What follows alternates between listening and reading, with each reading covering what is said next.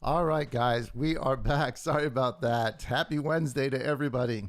Live broadcasting, the fun of it. There you go. It's Wednesday night, guys, which means it is a Bible study time. Thank you so much for hanging out with me tonight and being patient. We've got a neat Bible study for you. We started a topic last week. We're going to go continue with it this upcoming week. If you are joining us, please give us a shout out from wherever it is that you're watching. We'd appreciate that. Want to know. Hopefully you guys are having an awesome week out there. We are going to just a couple of commercials we always do just to sort of start everything off. If this is the first time you're hanging out with us, number one, we appreciate it. Number two, if you can subscribe, hit that bell, hit the like button if you like it, share it with somebody, subscribe, be part of what we do. You can download the LMC app on the Google Play Store or the App Store. You can be plugged into all the information, all the things that we do, all of our other studies are certainly they're on our app. Access to our chat rooms, all that kind of stuff. And if Abba so leads you and you want to support what we do here at LMC, you can do that right through the LMC app. There's a way to give right through there. We're not monetized through YouTube. So if Father so leads, we would certainly appreciate any help that you can give. Thank you. Thank you. Thank you. All right. So with all of that, guys, again, happy Wednesday to everybody. We're talking about some pretty interesting stuff. Death in and of itself. It's something nobody wants to think about, nobody wants to talk about, but it's on everybody's mind, certainly at some point. And so we're just trying to look at some of the scripture and find out what it actually says, try to understand what it says, and how it applies. And of course, we're not just looking at the gospel accounts, because when you look at the gospel accounts and even the Torah, from the Torah all the way to the New Testament, it leaves some holes. It talks about afterlife. It talks about resurrection. Of course, talks about all of those things, but it's the actual details for a lot of this information. The way to actually sort of define it or crack the code, are some of the other books that we're not normally used to, especially the book of Enoch. Now we're going to get into some other books too. We're going to talk about Esdras eventually, just a couple of chapters in that, because there's a couple of really neat chapters about death. But certainly the book of Enoch we're going to talk about. For tonight. So let's jump into this thing. Here is our title for tonight. It is called "The Rich Man and Lazarus." The Rich Man and Lazarus. So join me in a prayer. Abba, give us eyes to see, ears to hear, and hearts that are willing to obey. In the Master's name, amen. Okay, hold on here a second. I lost my connection to my keynote. There we go. All right, so Lazarus, all right? And actually, when you read the Scriptures version, it's not the name. Most of the versions, King James, NIV, you'll see the name Lazarus. You read the Scriptures version, and of course, you're going to see the name Eliezer. Let me make this a little bit bigger for you guys. So if you're watching us on another platform, whether it's YouTube or Roku or whatever it is, you can see the words, you can see the notes up there. And they are also, guys, available. You can download them. They're on the screen, or they should be in the description box. Really neat picture, huh? I love that picture. It's the story of Lazarus. And this definitely connects to some of the stuff we were talking about last week, as we sort of did an introduction to this whole thing. So obviously you can't talk about death, afterlife, punishment, resurrection, without talking about the story of Lazarus. Lazarus is I mean, it's vital to understanding all of this. And yet, like I said before, without Enoch, even the story of Lazarus doesn't make sense. There's no way to define it. You know, he's going to say things here that without further clarification somewhere else, we wouldn't know what he's talking about. And, you know, many of us just don't, because we don't understand the book of Enoch and some of the other books. So here is Luke chapter 16 and verse 19, the beginning of the story. Now, there's some context here that I want you to see. When you read Luke, some of the verses that go before this, he's really sort of ragging on the Pharisees, the Sadducees, the priests, the leaders. You know, they love gold. They love the best places in the temple. And so this parable comes on the heels of that. And believe it or not, he really is still talking about the priest. He is still talking about them, but he's also going to give us a glimpse into something much, much bigger. Now, this is a parable, right? So it's a story that's made to give us a bigger meaning, to give us an understanding of something much bigger than what the parable's actually about.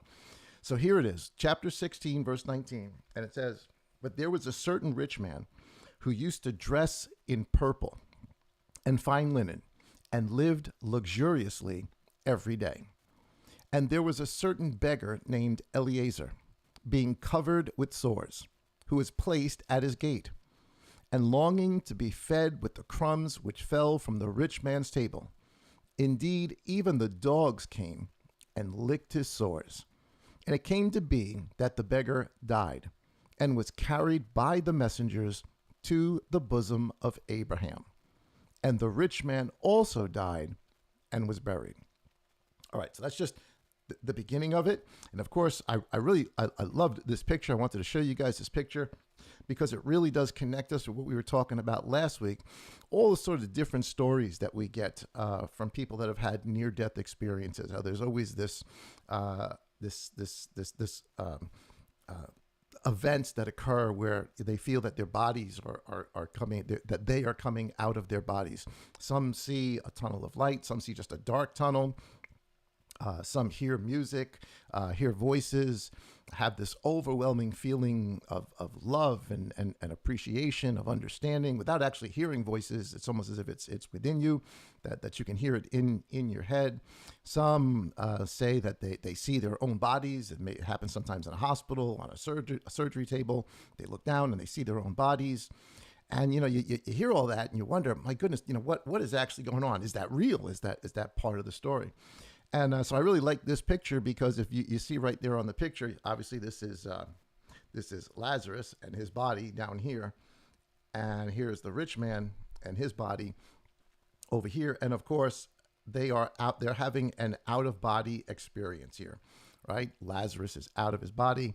The rich man comes out of his body. And you see, of course, the angels are there, which is exactly what it winds up telling us in verse 22. And it came to be that the beggar died and he was carried off by the messengers or the angels. And of course, he goes to the place that was going to the bosom of Abraham. We're going to talk more about that and what that is and what's being described here.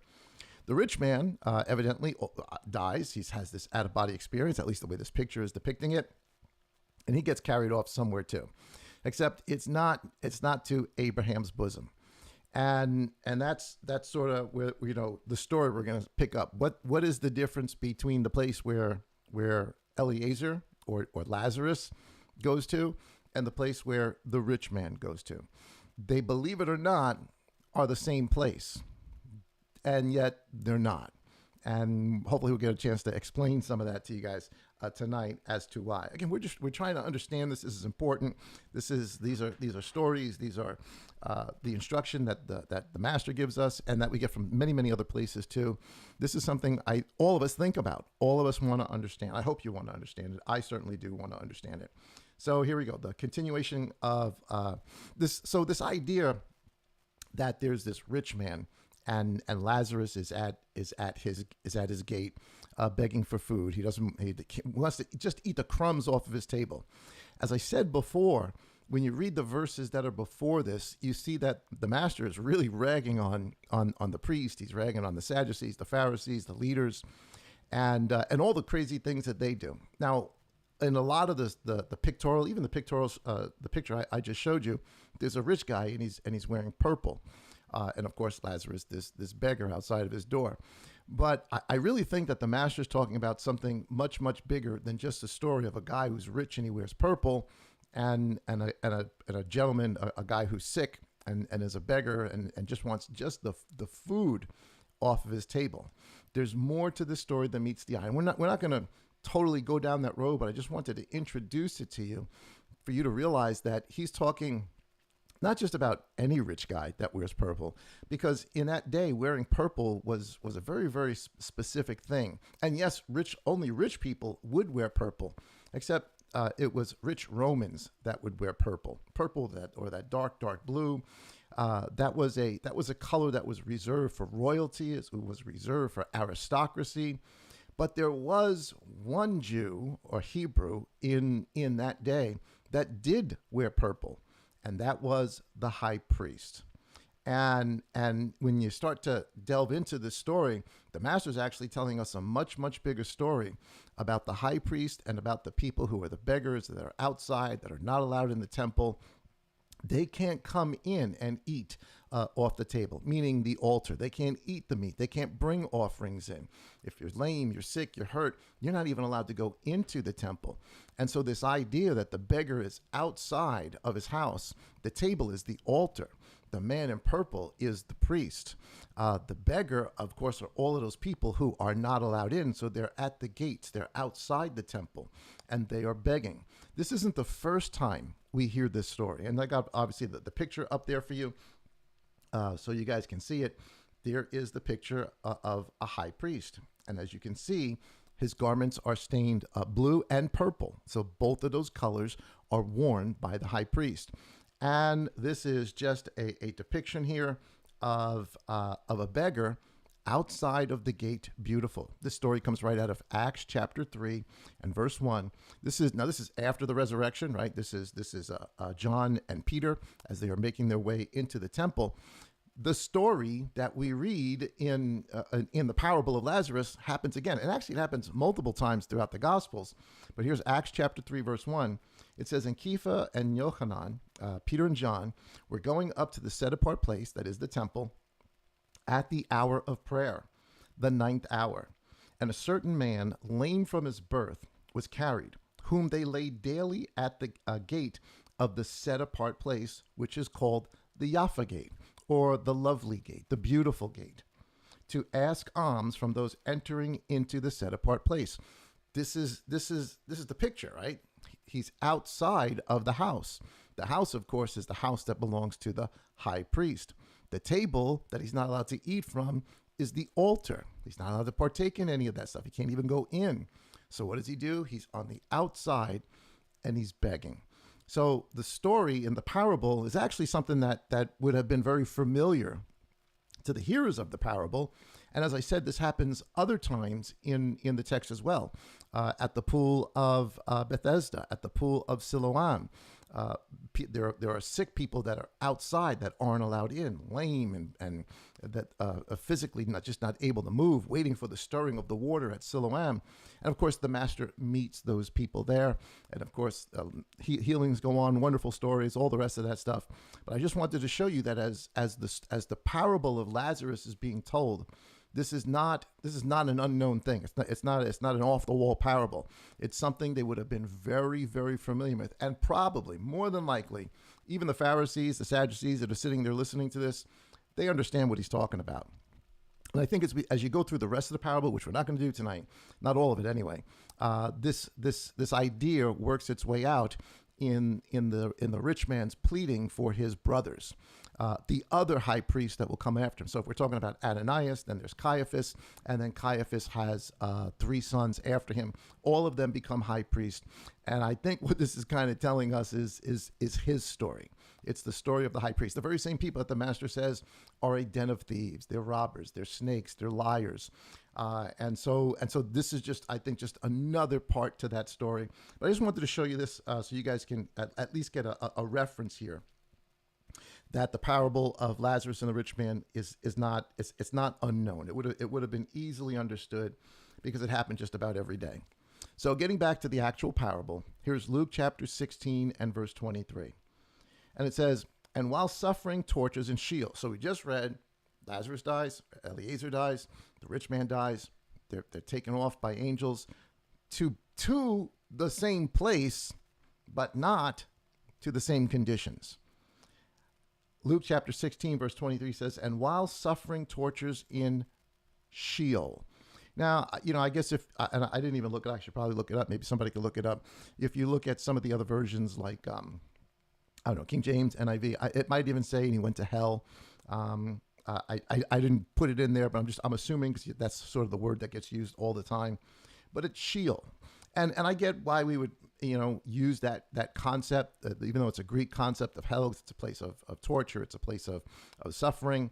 And certainly that's what this guy is going through. So, Sheol can be that. But Sheol can also be something else. You're going to find it actually be a couple of different things. So anyway, this is where this guy comes up. This is the rich man. The rich man now. I don't think he's wearing purple anymore. I always wondered, and I don't think I've ever heard a testimony. When you come out of your body, are you fully dressed? Are you still wearing the same clothes you were wearing? Or are you in different clothes? That's kind of interesting. I wonder if, I don't know, I have no information about it, but I'd be interested to know that. What happens? Do you see yourself as you are, let's say, laying on the bed, fully clothed or whatever, with a hospital gown on? Is that what you're wearing? That's kind of interesting to think about.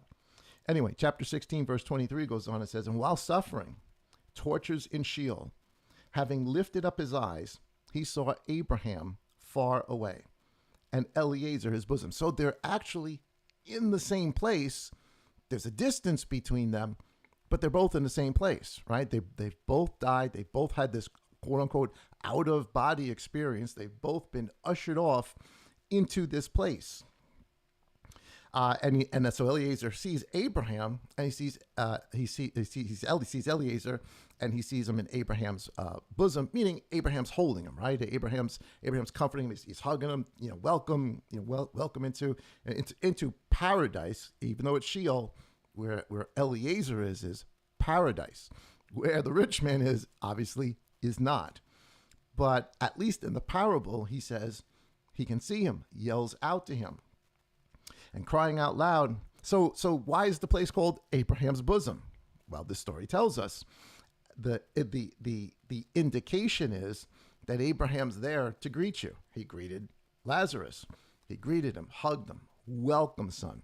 Don't forget, while certainly Father is our the Father, Abba, Messiah is also a father. He has birthed us, but Abraham is also our father. We are all children of Abraham. So it kind of makes sense if we're going to that place that the actual father of the faithful is there to greet us, to bring us in. And evidently, certainly for Eliezer, he was.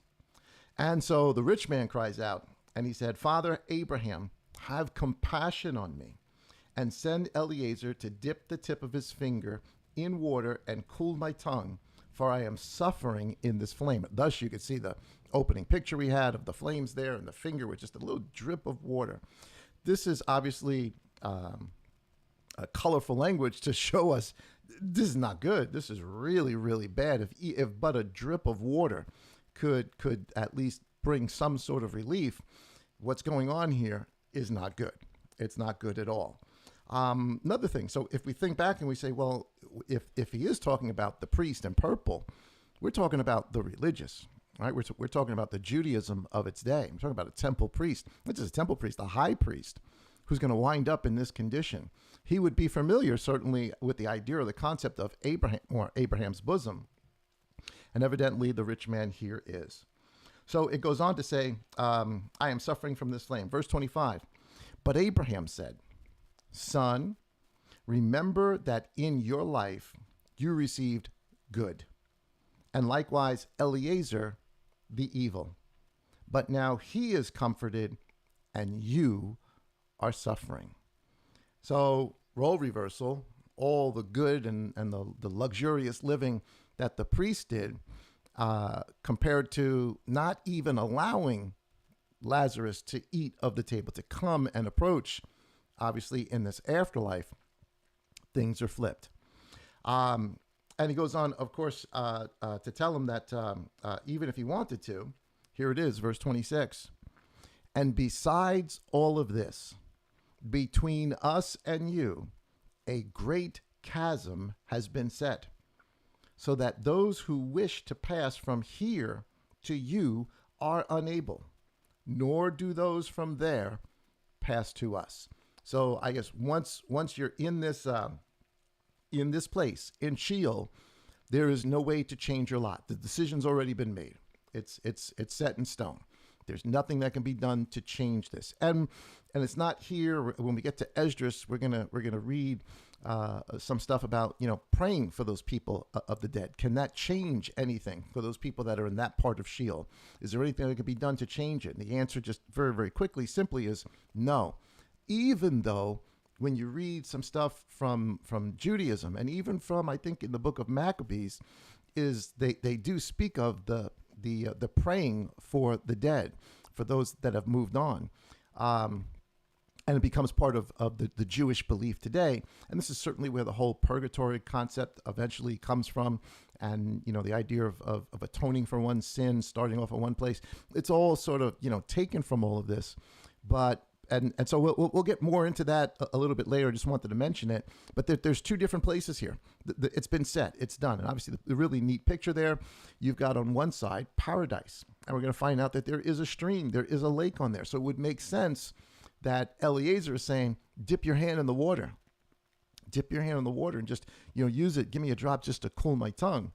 But again, you see on one side, because he tells us it's flames. He's burning. There's pain. There's agony that's going on where where rich man is, and where Lazarus is not. It's got a stream. It's in the picture there. Of course, it's green and it's lush and it's beautiful, i.e., paradise. So while all of this may be called Sheol, obviously not all of it is paradise. And the reason for it being called Abraham's bosom is what we're reading right here. Who's there to greet you? You're coming into the reward of the covenant made with Abraham. So anyway, a neat picture there. Hopefully you guys like that. Kind of just, the visuals sort of just help us sort of picture this thing in our mind. All right. So that being said, last week, we had a chart like this. This one's just a little bit different than the one last week. We're getting more and more information as we go along. So the master has now told us both of these men are taken after they've died. One who has suffered horribly throughout life, the other who has really abused life, and that gives no care to those that are lesser than him. Even though he's at the gate, he knows that they're out there, does nothing for them. He describes them in this place where they are divided, one in suffering, one in bliss. Now, last week when we shared this this chart, we talked a lot about the watchers, the place. But now we're getting into Ezekiel. I keep saying Ezekiel. Now we're getting into Enoch, because the only way to understand what the master's talking about in the Gospel of Luke, in the story of Lazarus, is to understand Enoch. There is no other place in all the books that we've got in our Bible that explains that context. There's nothing. And Father's not going to, I just cannot believe that Father's going to have the master say some things, especially to you and I who have come, so far after, so far behind. Maybe the people, absolutely the people of the first century would have understood this. The people of the century before Messiah would have understood this. We're so far removed, and we've also had books removed from our purview that this story is missing. And so what we rely on is religious tradition and the stories like purgatory, like praying for the dead, like all of those things. They've come down to us, but not this story, not something we can open up ourselves and read.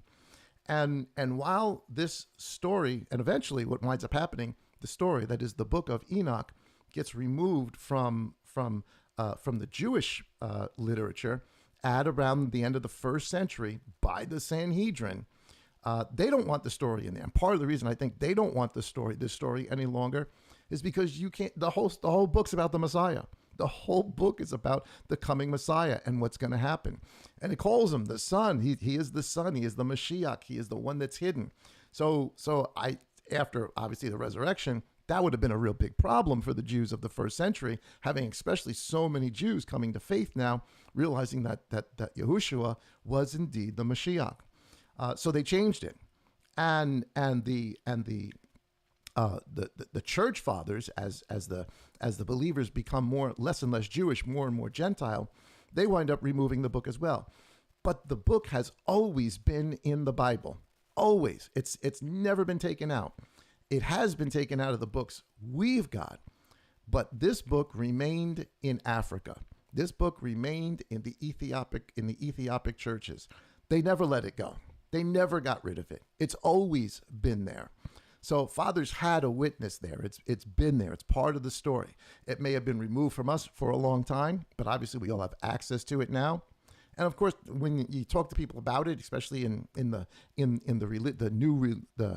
modern religious era of today, people just, their backs go up when you talk about Enoch. Oh, you can't read that. It's like some sort of blasphemy to read the book. It's got some sort of curse on it. When actually it really is the only way to understand what we just read in the story of Lazarus and Eliezer. All right, so we dealt with the watchers a little bit, with the place called Tartarus. Again, there's all sorts. So you read that in the New Testament. You read Peter talking about it. You're like, well, what is he talking about? Tartarus. There's no other place in the Bible that explains this except the book of Enoch. But we also found out last week that Enoch, so they are in Sheol. They're in whatever this afterlife is, this place is. But Sheol for humanity is broken up into two different sections. It's actually, believe it or not, it's broken up into 4 mountains. He sees a mountain with 4 huge valleys, and the valleys are broken up into 3 different compartments. We'll read all about that in just a second. And the breakdown is going to be, and this is the story of Lazarus. There is a place here, and I'm just circling it now, for the unrighteous dead. That, of course, would be the rich man. And evidently, if we're taking the master at his word here, there's not only consciousness here, but there's feeling, right? He's in agony. He wants just a cool drop of water. So not only is there consciousness, but there's sensation, right? So that's kind of interesting. And so this would be where the rich man is, and here in purple, I probably shouldn't do purple. I'll do red. So here in red is Abraham's bosom, or paradise, the place of the righteous dead. where, of course, Eliezer would have met Abraham, being welcomed into that place. And of course, just, this is just a little chart. There is a chasm. There's something in between them that stops either side from affecting either side. And so that's the basic story, right? So if all we ever do is we read this in the gospel account of Luke, we're at a loss here because we have no context for any of this. I guess you could say, well, you read Luke and he says there's two compartments. Okay, great. But where'd that come from? Why would the master say that? Would the Jews of his day understand what he's talking about when he says this? Well, yes, of course they would. Okay, so how would they understand that? Well, they'd understand it because of the book of Enoch, which again was in their day too. They had the book. It was known, it was understood. Here's so where is this? I guess is another question I was thinking about. So where is Sheol? So if you're having an out of body experience, right? If we're giving up the ghost, so to speak, if the spirit, the soul is being removed from us, and the consciousness of who we are is going to be brought somewhere where we're conscious, we think, we feel, we understand. Obviously, we can hear, we can speak. Just looking at the story of Lazarus, all of those things are possible. The question then is, well, where is this place, right? Is it underground? Is it below us? Because that's what you always see, like in the cartoons and stuff. The guy goes up to heaven, and he's at the pearly gate, and he looks on the book, and he says, "Oh, I'm sorry, I don't see a name." And he presses a lever, the thing opens up, and you go straight down. You're down into the inner parts of the earth. And the crazy thing is, there's language like that. Well, how can that be? I mean, we know what the inside of the earth is, unless, you got a core down all the way to the core, which we've never done before. Where is this thing? How can we exist as beings, as life, as sentient life beyond this thing, beyond the flesh? That's a tough one for all of us, right? Because I guess most people, or what we hear certainly now in our secular world today, is that this is it. You die, it's black, it's done, it's over. And that's sad. Obviously, we are who we are because we believe something else. We hope for something else. And as time goes on, as we understand what's being said, that hope should really turn to not just hope, but and faith. It should be faith. But I want us to also maybe try to understand a little bit as to how that could be, where this thing could be. So I got a picture up there, and one of them is one of the pictures from last week. And of course, as you can see, there's the woman. She's obviously passed on, and you can see her body being just taken, her consciousness, her soul being taken out of her, i.e., out of body experience. Now, so where? So evidently, there is more than just this, right? This corporeal thing that we are living in. Obviously, it's alive, right? You feel, you hunger, you thirst, you think, you love, you hate. All of those things are real to us. But there is evidently more to us that is unseen, and only seen after a terribly traumatic event, when this body finally gives up and we enter into something else. And that concept, or that idea, I think, is how we should begin to understand not just our death, but where Sheol is, where the place where Father is. Because we talk about first heaven, second heaven, third heaven, and all that's true, and there's reasons for all of that. But to simply put it, and this is just a drawing, but I want you to think about this for a second.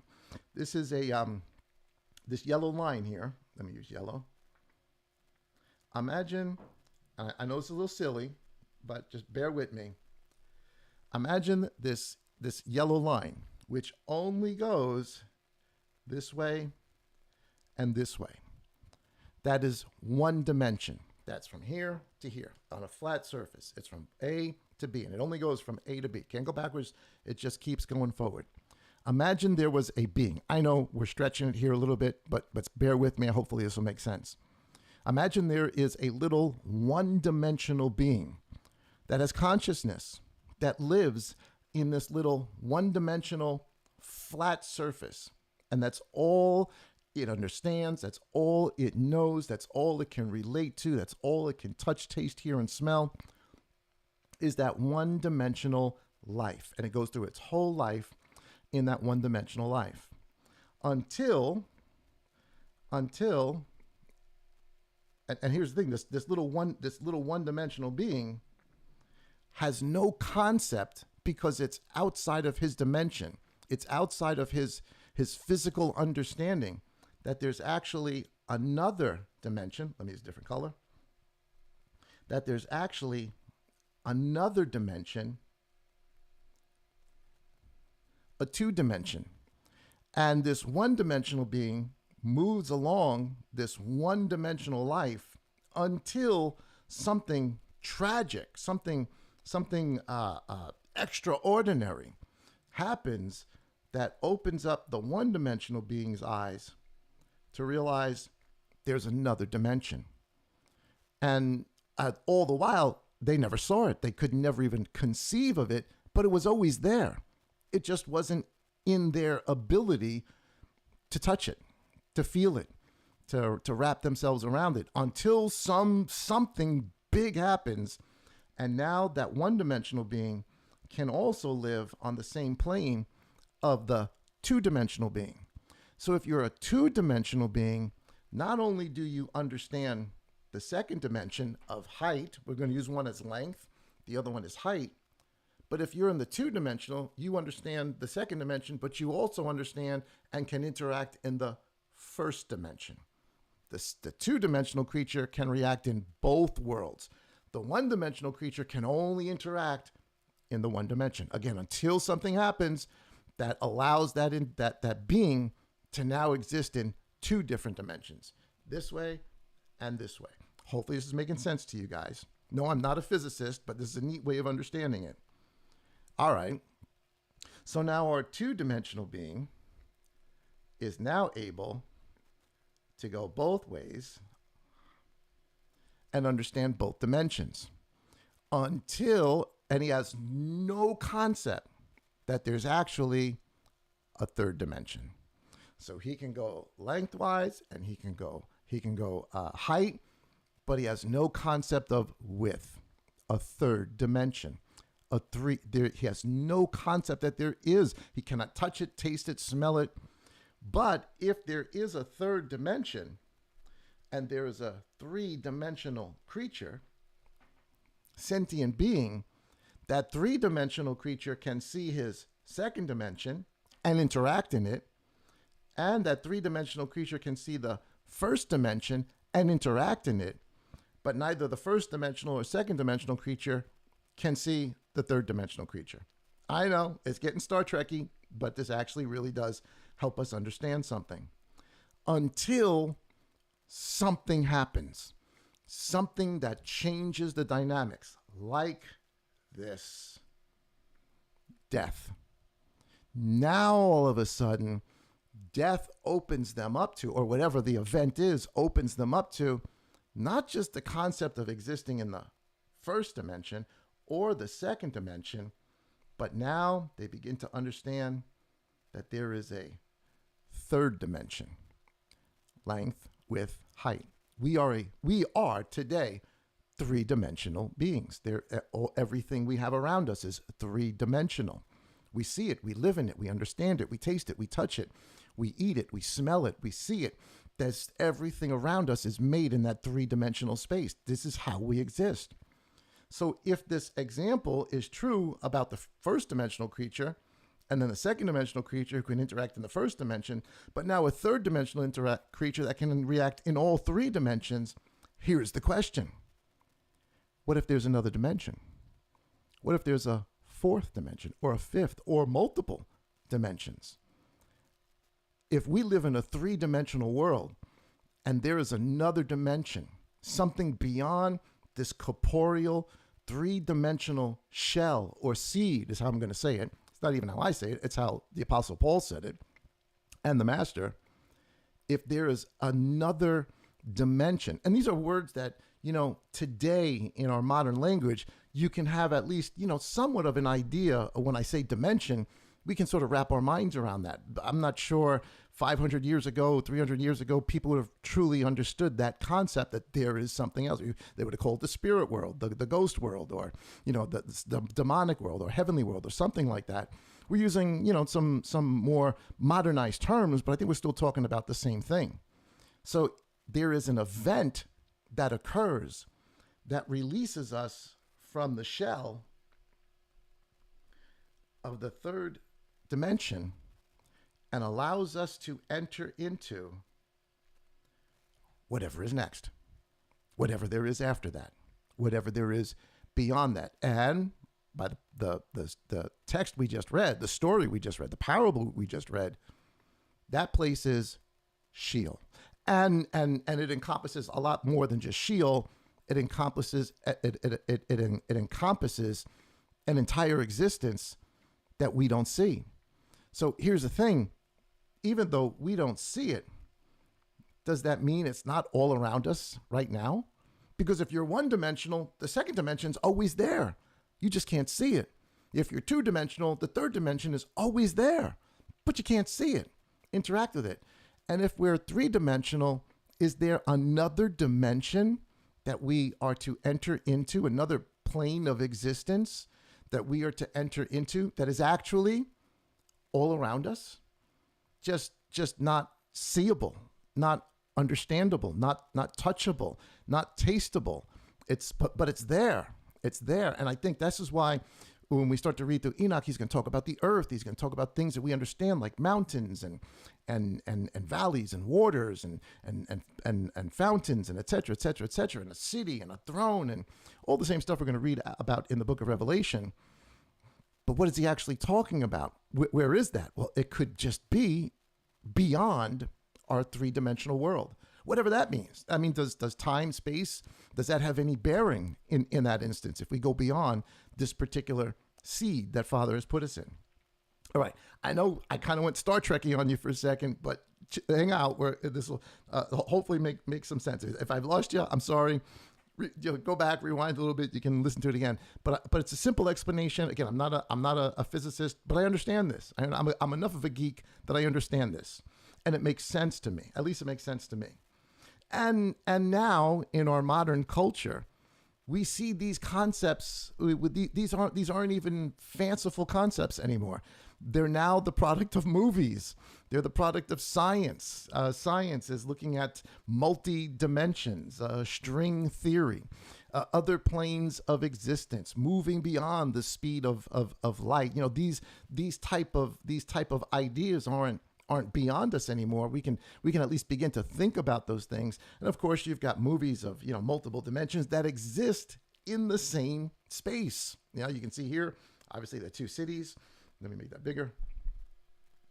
Obviously, sorry about that, guys. Went a little bit too far. Obviously, the two cities here. And again, we're watching movies that have this. How many superhero movies are all about multiple Earths or here the Spider-Man multiverse, different dimensions that there's the same guy just like him. Now, these are a little bit different ideas than what I just shared with you, but I'm just saying this because just to sort of show you, this is not outside the realm of our consciousness. We're thinking about this. We're making movies about it. Science is trying to figure out the whole idea of, string theory and different layers of existence and how creation came about, that it is one layer of existence that are of reality, but there may be multiple layers of reality from which it actually came. All of these are things that people are thinking about now and trying to understand now, not in the context of Abba, even though this is already in the scripture. It's there. If you really begin to take these things and plug them in, it's already there. You just got to recognize the language. It's also like when you're reading the book of Enoch, he talks about things like windows and portals. The sun has 12 portals, 6 this way, 6 that. You're reading portals and windows. The sun doesn't come out of a window. The sun doesn't come out of a portal. We had no idea how to explain it. He's talking about the first 6 months, the sun comes up here every morning. A month later, it comes up here. A month later, it comes up here. A month later, it's here until the sixth one. And then after the sixth one, it starts going backwards amongst the same six portals. And you can watch that in the sky when we look up. You'll see, I was looking up the other day and the sun was really, really low in the sky. And it comes up in a place where it doesn't come up in the summer. In the summer, it's way, way, way out over the water. In the winter, it's not by the for us, it's for me anyway, it's very, very low in the sky and it's in a different position. You can see that it's in a different position. So when Enoch's talking about portals, we read that, we say, oh, this is fanciful, kind of crazy stuff. But when we start to wrap our minds around how things actually work, you can say, okay, well, portal's kind of an accurate word for someone who would not even had an idea of what to call that. That there's the 6 months of the year and that's where the sun was. So he called it a portal. So don't dismiss it just because we don't understand the language or the language seems antiquated or even fanciful. Doesn't mean that there's not truth in it. And obviously, I'm trying to share with you there is. So here's what I'm saying is Saul talked to us about this. Actually, the master talked to us about this too, but so did Saul. Wait a minute, you're telling me Saul talked about another dimension? Yes, he absolutely did. He also talked about some sort of experience that must be had to enter into that next phase, to see the fourth dimension, if you would. Obviously, he doesn't say fourth dimension. I'm saying that, but that's what he's implying here. So here's 1 Corinthians chapter 15 and verse 35. It says, but someone might say, how are the dead raised? He's talking about resurrection. How are the dead raised up? And with what body do they come? Senseless one. What you sow is not made alive unless it dies. Let me put it to you a different way. The three-dimensional being we are cannot come into existence until we die. This is also what the book of Esdras says. We'll get into that a little bit later. But just basically, Esdras is told the portal to life has been narrowed because of our sin. And there's only one way in, and it's difficult and it's hard. This is the book of Esdras. What does the master tell us? Well, there is only one way in, and it's difficult and it's hard. Death. Death is the one way in. That's the narrow road. That's the experience we will all have, depending upon where we're going to wind up afterward. But that's the experience that we're all going to have. That's that event that puts us out of this and into whatever else there is. And if we are into whatever else that is, we are going to be able to react, to acknowledge, to understand that dimension and this one, which is why we see Messiah appear one place and he's gone and ascend. He interacted in that realm with a body, unlike ours, but with a body, and yet he was also able to interact in whatever realm that is as well. So he says, I'm right here, guys. What you sow is not made alive unless he dies. So he's using a seed, right? You have a seed, you have a little wheat seed, a little kernel. In order for that thing to actually, is it alive? Technically, you could say, well, it's just a seed, it's just a shell. Inside of it is life. But unless that thing dies and you put it in the ground, nothing's going to happen with it. But once it's put into the ground and it dies, then life comes up. There's the event where it moves from one existence to the other existence. And as to what you sow, you do not sow the body which is to be, but a bare grain. It might be wheat or some other grain. So he's in essence telling us, Father sowed us into this dimension, into this life, with the capacity within us to move into another dimension, but our sin narrowed that capability to death. For the wages of sin is death. Now the only way for that thing inside of us that is truly us, that is, I'm going to use the word non-corporeal, but it actually has a body, the life that's in us, like in a seed, can only now come when it dies. this is what he's talking about. Now, this may sound like farming, but this is also beyond that. This is science. This is spirituality. He's telling us the body we're in is just a seed. It's just made to exist in this plane of existence, but it is made for beyond. And an event has to happen. And certainly you want to make sure that when you do go beyond, your destination is the right destination. You don't want to, you want to get to Sheol. And I know that's probably not everybody's goal here, but it should be. It should be. You want to get to Sheol, because from Sheol then comes resurrection and everything else that you and I understand. But you don't want to get to the Sheol where the guy wearing purple got to. Hopefully that makes sense again. Let me read it one more time all the way through. But some might say, how are the dead raised up, and with what body do they come? Senseless one. What you sow is not made alive unless it dies. And as to what you sow, you do not sow the body which is to be, but the bare grain, the husk, the outside shell. It might be wheat or some other grain. Verse 38. But Elohim gives it a body as he wishes. He's talking about the outside shell. A body as he wishes, and to each seed a body of its own. And he goes on to explain the difference between the body or the flesh of a bird, the flesh of a fish, and etc. But the example is he's telling us this thing is a seed, and within it is life.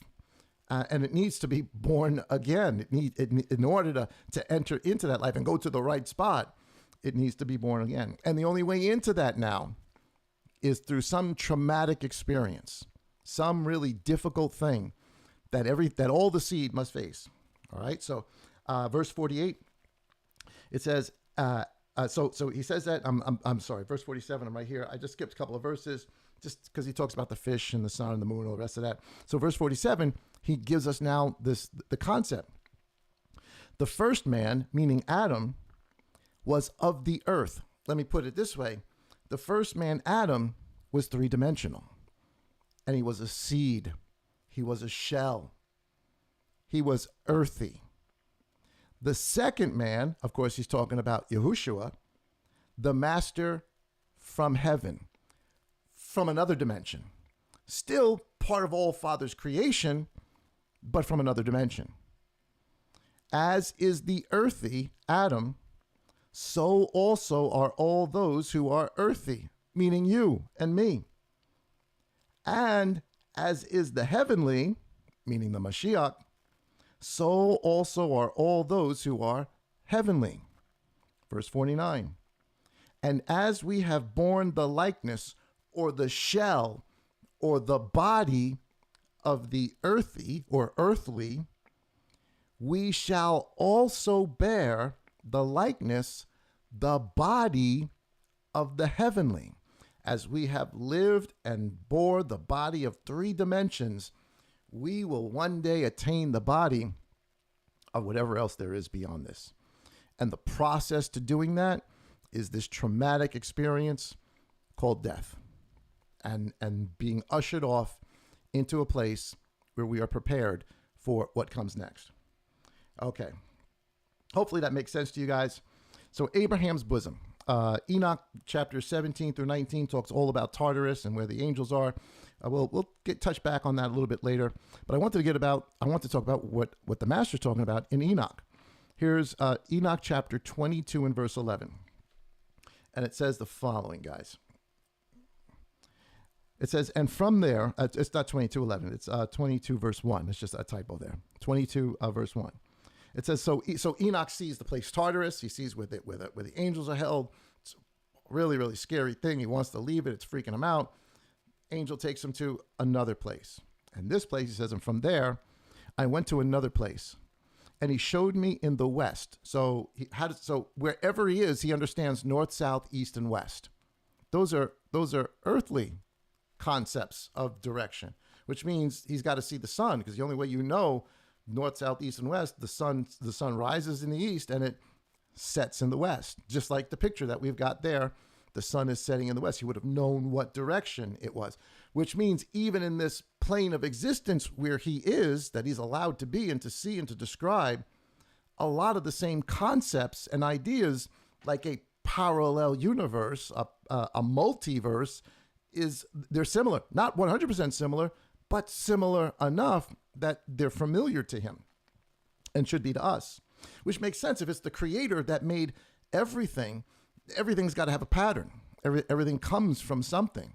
And so it goes, and I went to another place, and he showed me in the west a large and high mountain and a hard rock and 4 beautiful places.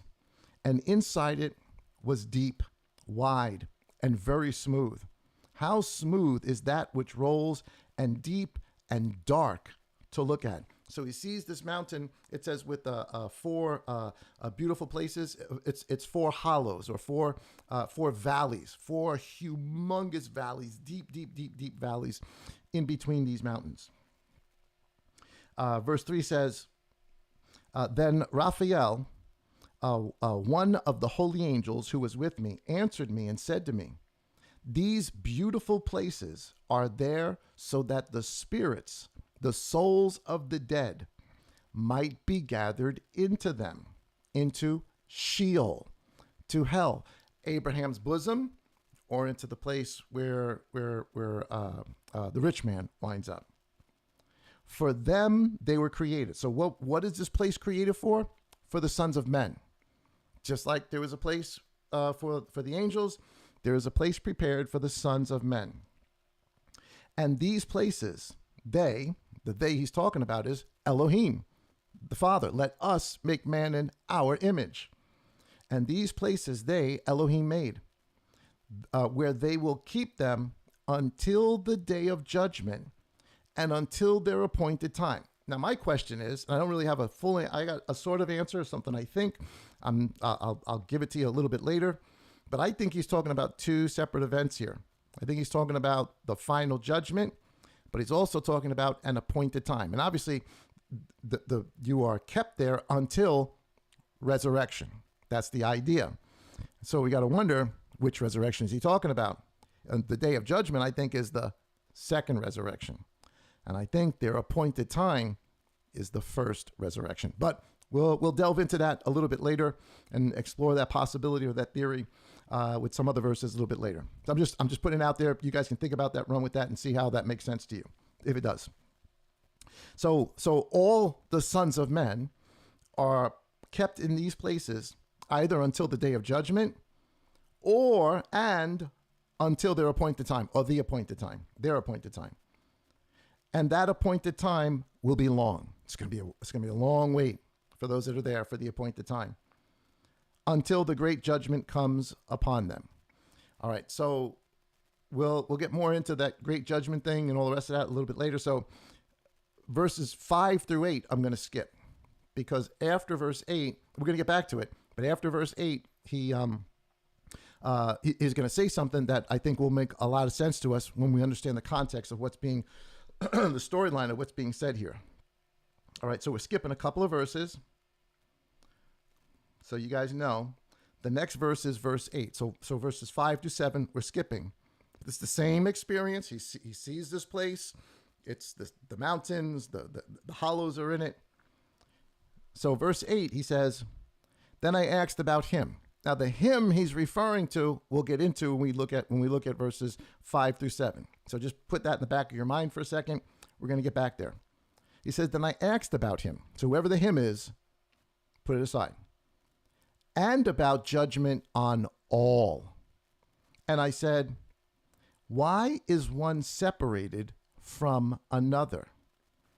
And he answered me and said to me, these 3 places were made in order that they might separate the spirits of the dead. So Sheol actually has 3 different places in it. And that's what he's telling us. 4 valleys, 4 hollows, but 3 different places for the dead. And he answered me and said, these 3 places were made in order that they might separate the spirits of the dead. Now, they're in blue. So he's going to give us these places and what they're for. And thus the souls of the righteous have been separated. So I'm just putting the PDP in there, just putting the number 1. That's the first place, right? This is definitely the place I think that Lazarus was at. Lazarus was at, Abraham's bosom. And thus the souls of the righteous have been separated in the first place. This is the spring of water. Of course, Father Abraham, dip your hand in the water and give me just a drop. And on it, the light. This place is lit up. It's beautiful. It's got the water there. It's paradise. Verse 10. Likewise, PDP, a second place. A place has been created for sinners when they die and are buried in the earth, and judgment has not come upon them during their life. They were unbelievers. I'm putting the PDP there because it's going to make sense later on. A place is created, a second place for the unbelievers when they die, and have not, and judgment has not come upon them during their lifetime. Verse 11, and here their souls, he's talking about these people, will be separated for this great torment until the great day of judgment and punishment and torment for those who curse forever and of vengeance on their souls. So this second place, not a good place. It's absolutely not a good place. Where am I here? I'm right here. It says, and there, oh, sorry, guys.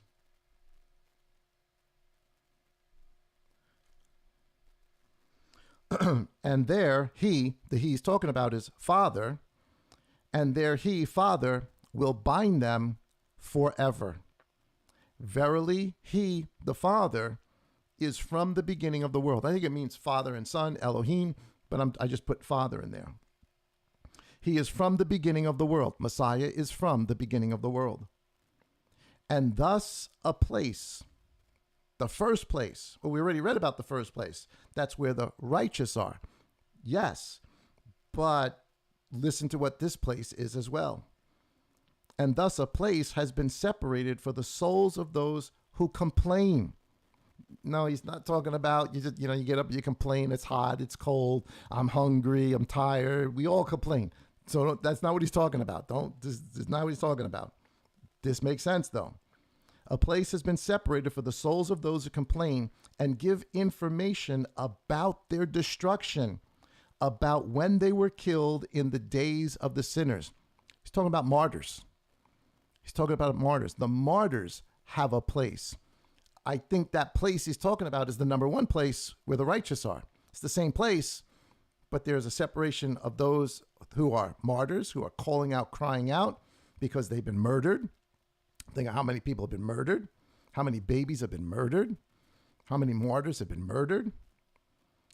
Verse 13, thus a place has been, so now this is the third place. The first place, the righteous. The second place, the unbelievers. Back to the first place just for martyrs, because it's only three places. He just told us in the beginning, there's only three places. Four valleys, but only three places. Thus a place has been created, the third place again. The third place, or really the third place. Thus a third place has been created for the souls of men who are not righteous, but sinners, accomplished in wrongdoing, and with the wrongdoers will be their lot. We're talking about the worst. We're talking about the Genghis Khans, the Pol Pots, the Stalins, the Caesars, the Hitlers. These are the mass murderers. The list goes on and on and on. They have a place separated for them. The third place, also not good, has been created for the souls of men who are not righteous, but sinners accomplished in wrongdoing, and with the wrongdoers will be their lot, but their souls will not be killed on the day of judgment, nor will they rise from here. I think their judgment's set. I think their judgment is just absolutely set. The others are going to rise, and we'll see what happens. That's another message for another day. So 3 different places. This is what I think the master is referring to us in this parable. This is Luke chapter 12 and verse 45. This is the parable of the faithful servant. Now, I didn't put all of it in there, just for time's sake in reading. But the beginning of the parable is he tells us there was a faithful servant. The master goes away. He puts the servant in charge. That servant who gives food in due season. That's a faithful servant who's looking for the coming of his master. That's a faithful servant. And what does the master do? He gives him his reward. Right. That's the place of the righteous, because we're talking about what happens. He goes to the righteous. He goes to the righteous place. That's where we all want to go. We want to go to the righteous place. So we know that part of the parable. So that's what's in yellow. Here's the first place, the faithful servant. Well, we know what happens with him. But if that servant says in his heart, my master is, so he's talking not about the first servant, a second servant. But if that servant says in his heart, my master is delaying his coming, and begins to beat the male servants and the female servants, and to eat and drink with the drunk, the master of that servant shall come on a day when he does not expect him, and at an hour when he does not know, and shall cut him in two and appoint him his portion with the unbelievers, who we just read about are in section 2 of Sheol. This servant gets cast with them. And that servant, so here's another servant, and that servant who knew his master's desire and did not prepare, nor did according to his desire, shall be beaten with many stripes. In place number 2. I put 3 there, but it's place number 2 or 3 because he's talking about many stripes. This is a bad guy. Many stripes. But he who did not know, who did not know, yet did what deserved flogging, shall be beaten with few stripes. Still in the bad part of Sheol, they're both going to get beaten. That is, they're both going to be in torment.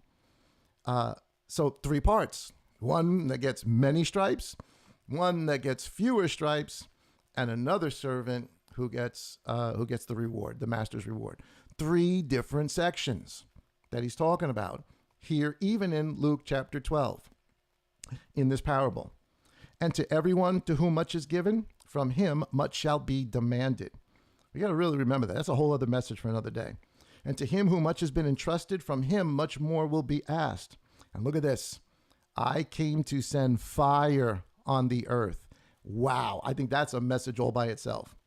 And how I wish it were already kindled. He wants to get into this. Let's get this done. But it's got to run its course. Here's the same parable, but this is in Matthew chapter 24. Adds a little bit more to it. The master of that servant shall come on a day when he does not expect it, and at an hour when he does not know, and shall cut him in two and appoint him his portion with the hypocrites, the unbelievers. What we just finished reading in Enoch. And there shall be weeping and gnashing of teeth. Either the second or third part of hell, but or Sheol, doesn't matter. Why is there weeping and gnashing of teeth? Well, when we get into Esdras, he's going to tell us exactly why, but just to kind of give it an overall spin, you realize where you are. You realize what's coming. You realize what you have missed. And you're I know it's tough. It was tough for me to wrap my mind. You're going to suffer for it. There's no doubt at this point. There's no doubt at this point. Here's the same parable, Matthew chapter 25, verse 30. And throw the worthless servant out into outer darkness, where what's his name? The guy in purple was. Second or third part of Sheol. And there shall be weeping and gnashing of teeth. So these things now begin to make sense when, in fact, we understand the makeup of what we call that afterlife or Sheol. And again, this is only understandable. The only place we get any sort of definition is in the book of Enoch. All right, we're almost done. So here is the verses that we skipped because we went right to from verse 4 to verse 8. Here's the verse that we skipped. This is really interesting. You're going to see how the connection is just phenomenal. So Enoch sees this. He sees the mountains. He sees the places. Then he sees this in this Sheol. And I saw the spirits of the sons of men, lots of people, who were dead, obviously, and their voices reached heaven and complained.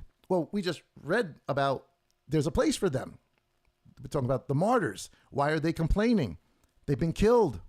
Their life was cut short. They're complaining. Verse 6, then I asked Raphael and the angel who was with me, and he said, with me, and said to him, who is this spirit? So he sees all of these people crying out, but he sees one, or he hears one in particular. He says, who is this spirit whose voice thus reaches heaven and complains? And he answered me and said to me, saying, this spirit is the one that came out of Abel, whom Cain his brother killed. And he will complain about him until his offspring are destroyed from the face of the earth. And from amongst the offspring of men, his offspring perish. He's crying out for justice because his life was taken by his brother. So we originally read this, we don't read all of this. We get this only in Enoch, but we originally read the account in Genesis chapter 4:10. Cain kills Abel, and Abba says to him, what have you done? The voice of your brother's blood cries out to me from the ground. From where? Sheol. Sheol. Because as you read Enoch, he's not being figurative. He's being literal. That father hears Abel, who has been taken from the seed prematurely and entered into that realm and has had his life stolen from him, and any opportunity for works or all the other things that there was a righteous man, is crying out that father would avenge him. From where? From Sheol. Okay, we only get this if you understand Enoch. Otherwise, there's no frame of reference for this. Here's Hebrews chapter 11, verse 4.